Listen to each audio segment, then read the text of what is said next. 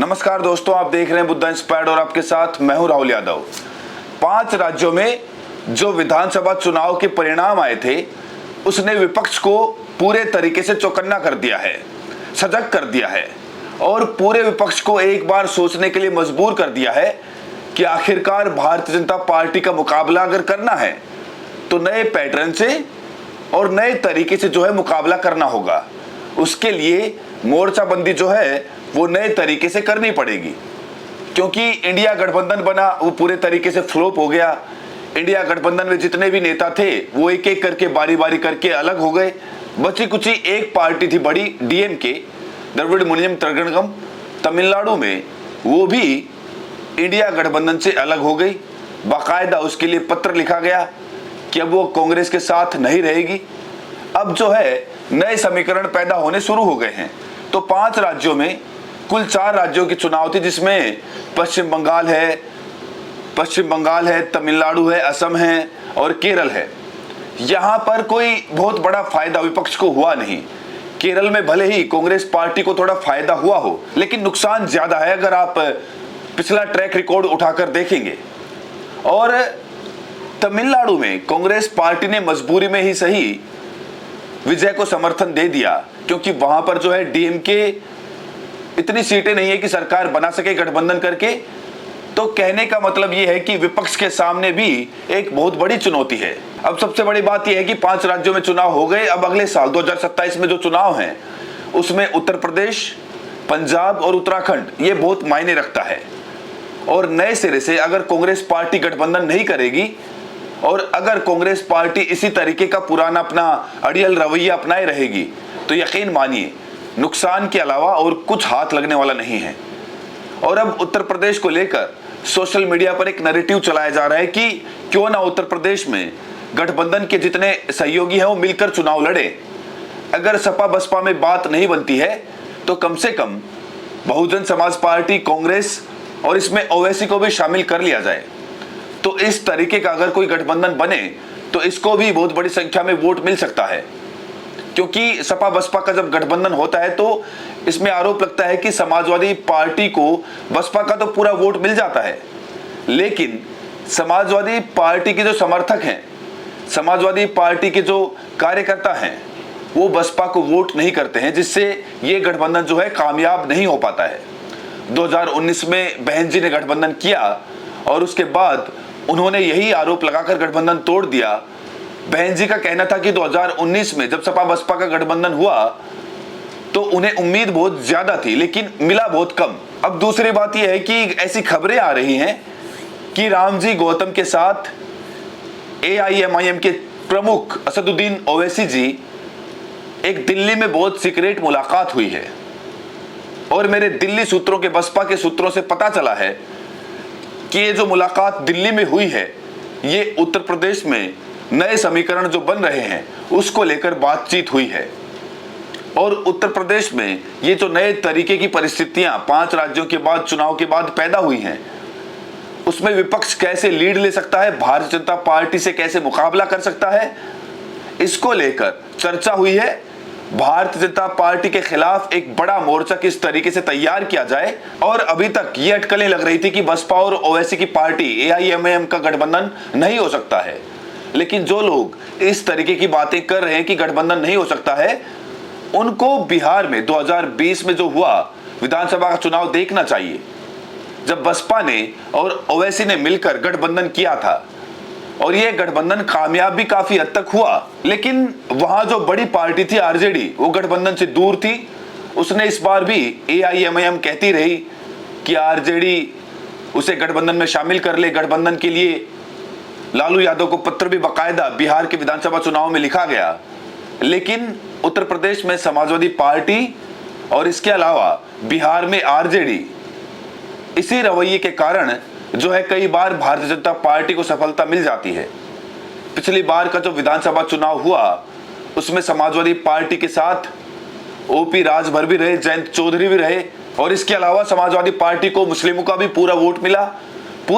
उसके बावजूद भी भारतीय जनता पार्टी का रास्ता रोकने में समाजवादी पार्टी कामयाब नहीं हो पाई। इसलिए अब उत्तर प्रदेश का मुसलमान भी सोच रहा है कि बार बार एक ही पार्टी को वोट दिया जाए और वो पार्टी भाजपा का रास्ता भी नहीं रोक पाती है, मुकाबला भी नहीं कर पाती है। और इस बार तो सपा के साथ ना राजभर है ना जयंत चौधरी है, और राजभर तो इस बार समाजवादी पार्टी से दोस्ती तो छोड़ दीजिए, दुश्मनी इस कदर की निभा रहे हैं कि ओम प्रकाश राजभर रोज जो है हर दिन कम से कम उनका 1-2 ट्वीट ऐसे आते हैं जो वो समाजवादी पार्टी को लेकर होते हैं। समाजवादी पार्टी के ऊपर वो इस तरीके के ट्वीट कर रहे हैं आजकल, इतने तीखे होते हैं, इतने तल्ख होते हैं, इतना तंज होता है ट्वीट में। उसके बाद कई बार तो मामला कार्यकर्ताओं के सवाल जवाब तक सीमित रहता है। कई बार ट्वीट इतना घातक होता है कि उसको लेकर अखिलेश यादव को पलटवार करना पड़ता है। अभी परसों ओम प्रकाश राजभर ने 11 मई को एक ट्वीट किया, उसके बाद अखिलेश यादव को ओम प्रकाश राजभर का एक बहुत पुराना वीडियो, जब वो समाजवादी पार्टी के साथ 2022 के विधानसभा चुनाव में थे, उस समय का एक वीडियो निकालकर अखिलेश यादव ने अपने सोशल मीडिया एक्स से पोस्ट किया। अब आप राजभर और समाजवादी पार्टी के बीच में जो नोरा कुश्ती चल रही है उसका अंदाजा इसी से लगा सकते हैं कि ओपी राजभर हर दिन समाजवादी पार्टी के ऊपर हमले बोलते हैं, और बदले में कभी समाजवादी पार्टी के मीडिया सेल से और कभी अखिलेश यादव खुद समाजवादी पार्टी की तरफ से ओपी राजभर को इस तरीके का जो है जवाब दिया जाता है। अब उत्तर प्रदेश में जो भारतीय जनता पार्टी के खिलाफ एक मोर्चाबंदी की एक गोलबंदी हो रही है, उसमें यह कहा जा रहा है कि उत्तर प्रदेश में 20 से 22% दलित वोट, इसी के आसपास मुस्लिम वोट, और अगर कांग्रेस भी इस गठबंधन का हिस्सा हो जाए तो कम से कम 40 से 50% वोट की गोलबंदी अकेले हो जाएगी। और अगर इस तरीके का कोई गठबंधन हो, साझा रैलियां हो, तो उत्तर प्रदेश में भारतीय जनता पार्टी से मुकाबला किया जा सकता है। हालांकि सोशल मीडिया पर जब से इन 5 राज्यों का चुनाव रिजल्ट आया है, उसके बाद बहुत सारे लोग ये भी कह रहे हैं कि महागठबंधन उत्तर प्रदेश में बनना चाहिए, इसमें सपा, बसपा, कांग्रेस और ओवैसी की पार्टी सबको मिल जाना चाहिए। अगर ये सब मिल जाए आपस में तो उत्तर प्रदेश में भारतीय जनता पार्टी का सफाया किया जा सकता है, सुपड़ा साफ हो सकता है। तमाम तरीके से सोशल मीडिया पर चल रहा है। कुछ लोग ये भी लिख रहे हैं कि अगर 2027 के विधानसभा चुनाव में विपक्ष की सारी पार्टियां मिलकर चुनाव नहीं लड़ेंगी तो फिर भारतीय जनता पार्टी को रोक पाना असंभव है।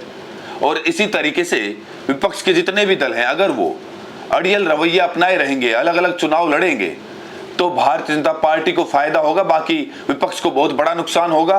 तमाम तरीके के सोशल मीडिया पर चर्चाएं चल रही हैं। इन सब के अलावा एक ये भी चर्चा है कि भारतीय जनता पार्टी को ईवीएम के जरिए हराया नहीं जा सकता है, केवल और केवल बैलेट पेपर के जरिए ही भारतीय जनता पार्टी का रास्ता रोका जा सकता है। अगर ईवीएम के जरिए चुनाव होगा तो फिर भारतीय जनता पार्टी को रोक पाना असंभव है, क्योंकि ईवीएम के जरिए तमाम तरीके के आरोप भारतीय जनता पार्टी के ऊपर लगते रहते हैं। तो फिलहाल कुछ भी हो, माना जा सकता है कि ईवीएम से धांधली होती है, बहुत सारी चीजें हैं, लेकिन सबसे बड़ी बात यह है कि ये जो बिखराव है विपक्ष में वोटों का, और गठबंधन के अलग अलग सारथी जो हैं अलग अलग चुनाव लड़ते हैं, तो जब तक गोलबंदी और एक मोर्चाबंदी नहीं होगी बड़े वोट शेयर की, तब तक भारतीय जनता पार्टी से मुकाबला करने में दिक्कतें तो आएंगी, ये तो सच्चाई है।